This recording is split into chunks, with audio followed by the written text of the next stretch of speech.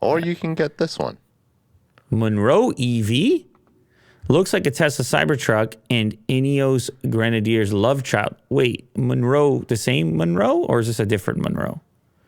Oh, yes. I believe we talked about this. Hang on a second. Scroll up a little bit. Yes, I would love to have this. Probably the range sucks.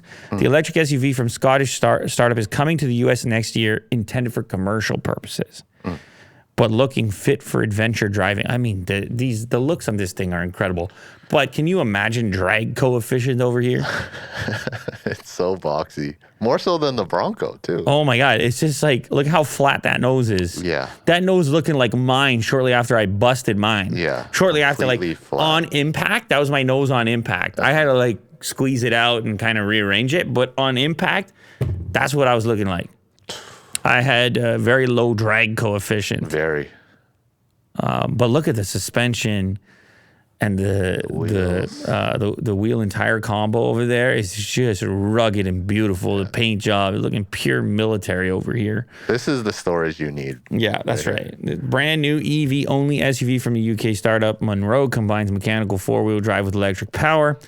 A choice of 295 horsepower and 375 horsepower with 61 kilowatt hour and 81 kilowatt hour battery packs. Just called the MK1, coming to U.S. in a limited run during 2023. Man, that would look so cool in studio. Totally should get it in studio. Although something that big and heavy, can you imagine it with 300 horsepower? I don't know, man. It's not going to be about speed. And it's also crazy. We're living in a time where we're like, 300 horsepower EV is on the lower side as far as EVs go. And they probably want, what do you think they want for it? Is it 100, 150? I guess 120. Okay. Oh, you don't know yet? I don't know. Okay, let's see. Maybe they're not even going to tell us. It can carry up to 2,200 pounds of cargo and tow 7,700 pounds. Oh, they're not going to tell us the price, are they? It looks a lot like the Bollinger. Oh, yeah. As well. Yeah. Except this one looks more lifted than the Bollinger. It did, yeah. Yeah, I'm sure the price is somewhere in here, or I don't know that we're going to find it anytime soon. Somebody's going to tell us down in the comments. It's very utilitarian, this thing. Like, you're probably missing some smart features when I look at the interior cabin there.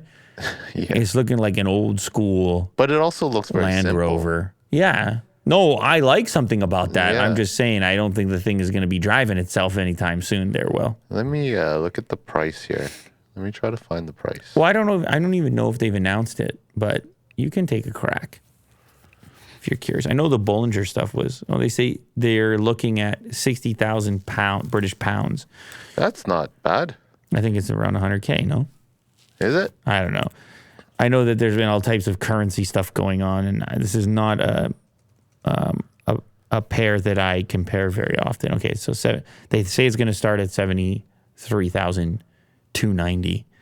That's actually pretty affordable. You should get it. Yeah, okay. We'll see about that. We'll see if that price, if they actually ship that price. Yeah.